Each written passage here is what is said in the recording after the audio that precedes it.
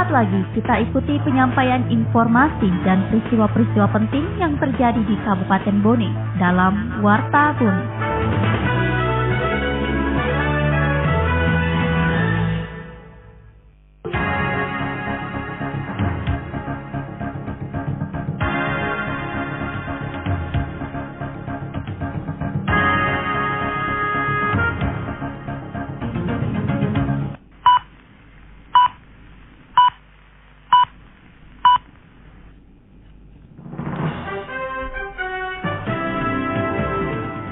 Pukul 7 waktu Indonesia Tengah, Radio Republik Indonesia dalam Warta Bone.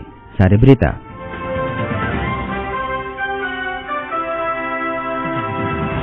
Bulog Bone akan menyerap hasil panen jagung petani untuk pertama kalinya.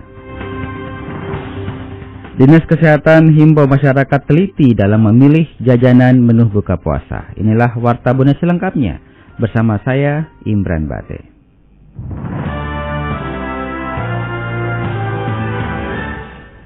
Untuk stabilisasi harga jagung, Bulog Bone akan menyerap hasil panen jagung para petani di wilayah Kabupaten Bone. Laporan Suryani Arifin.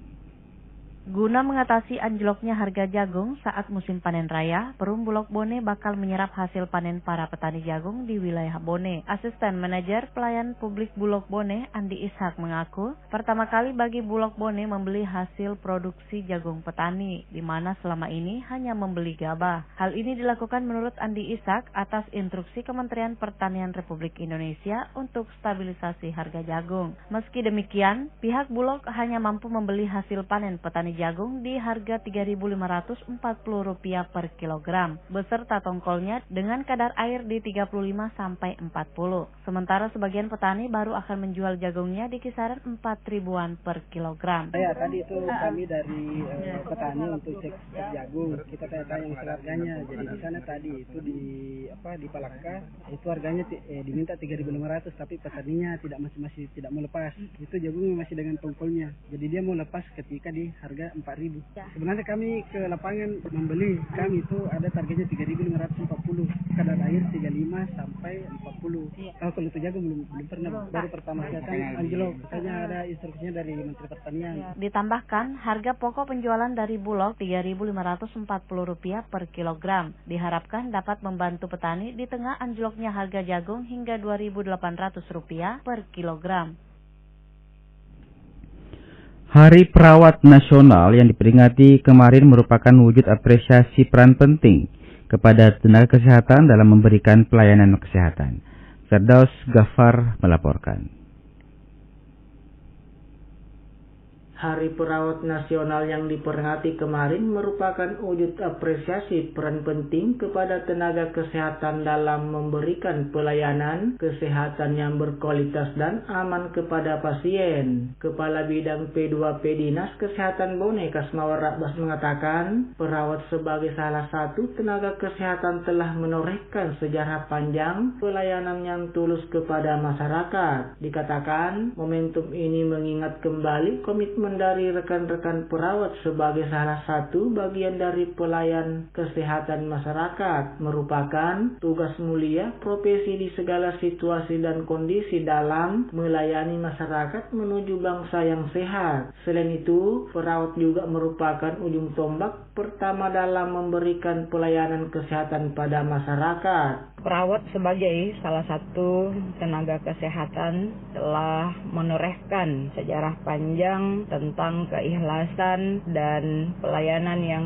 tulus kepada masyarakat. Di hari ulang tahun ini merupakan momentum mengingat kembali komitmen dari rekan-rekan perawat sebagai salah satu bagian dari pelayan kesehatan masyarakat. Merupakan tugas mulia profesi di segala situasi dan kondisi dalam melayani masyarakat menuju bangsa yang sehat. Ditambahkan, perawat memiliki peran yang sangat penting dalam sistem kesehatan, mulai dari merawat pasien, memberikan dukungan emosional, memberikan edukasi dan pengajaran tentang kesehatan, hingga memantau kondisi pasien dan memberikan perawatan yang tepat.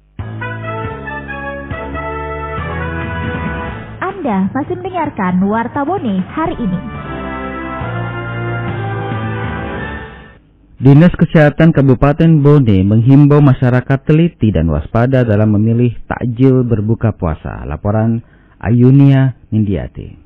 Dinas Kesehatan Kabupaten Bone menghimbau masyarakat untuk tetap waspada dan teliti saat membeli makanan dan minuman untuk berbuka puasa atau takjil. Hal ini penting untuk memastikan takjil yang dibeli aman dan sehat, serta tidak mengandung zat berbahaya yang dapat mengganggu kesehatan. Sekretaris Dinas Kesehatan Kabupaten Bone, Dr. Yusuf menekankan agar masyarakat perlu mengetahui cara memilih makanan dan minuman yang sehat, terutama sebelum membeli takjil. Dikatakan, pilihlah makanan dengan memperhatikan ciri-ciri fisik takjil seperti warna, tekstur, dan bau. Misalnya hindari takjil yang memiliki warna mencolok dan berpendar karena menjadi salah satu ciri makanan yang mengandung pewarna non-makanan. Selanjutnya, masyarakat perlu memastikan memilih makanan dan minuman yang berkemasan baik yang memenuhi syarat, seperti hindari makanan yang menggunakan styrofoam yang tidak sehat, pilihlah makanan yang dibungkus dari daun atau kemasan makanan yang dikhususkan untuk produk pangan olahan. Kemudian yang tidak kalah penting menurutnya, pilihlah makanan dan minuman yang disimpan dalam tempat yang tertutup dibanding disimpan di ruang terbuka karena memiliki potensi tercemar serangga dan debu. Kalau bisa berbincang-bincang siapa yang produksi. Ya, kalau misalnya penjualnya bilang saya produksi sendiri, ya kan kita bisa lihat secara fisik apakah yang bersangkutan ini sehat atau tidak. Ya, tetapi saya kira ini agak sulit karena biasanya memproduksi itu di rumah. Nah, pada saat pengelolaan penyerahan dan sebagainya, kita harus lihat juga perilaku penjualnya. Apakah langsung pegang pakai tangan, apakah pakai pinset, ataukah pakai sarung tangan, plastik dan sebagainya. Ini kan perilaku-perilaku yang bisa menjadi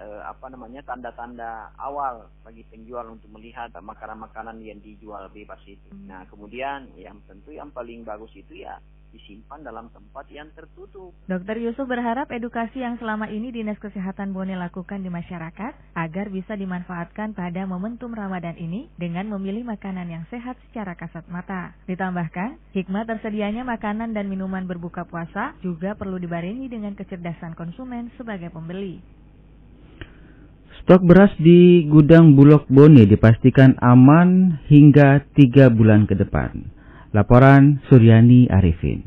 Stok cadangan beras di gudang Bulog Bone aman hingga Juni mendatang. Asisten Manajer Pelayanan Publik Bulog Bone, Andi Ishak, mengatakan, Bulog masih memiliki pasokan beras di gudang sekitar 4.500 ton. Selain itu, sejak bulan Februari dan Maret 2024, telah menyebar 350 ton beras untuk di 27 kecamatan yang ada di Kabupaten Bone, sebagai salah satu upaya dalam menekan laju inflasi di daerah. Upaya lain yang dilakukan untuk stabilisasi harga yakni melakukan distribusi beras medium atau stabilisasi pasokan dan harga pangan atau SPHP. Adapun beras SPHP dijual seharga Rp9.950 per kilogram. Kemudian pengecer menjualnya seharga Rp10.900 per kilogram. Untuk beras mungkin karena kan kita ada harga con kita HPP-nya kita itu harganya 9.950.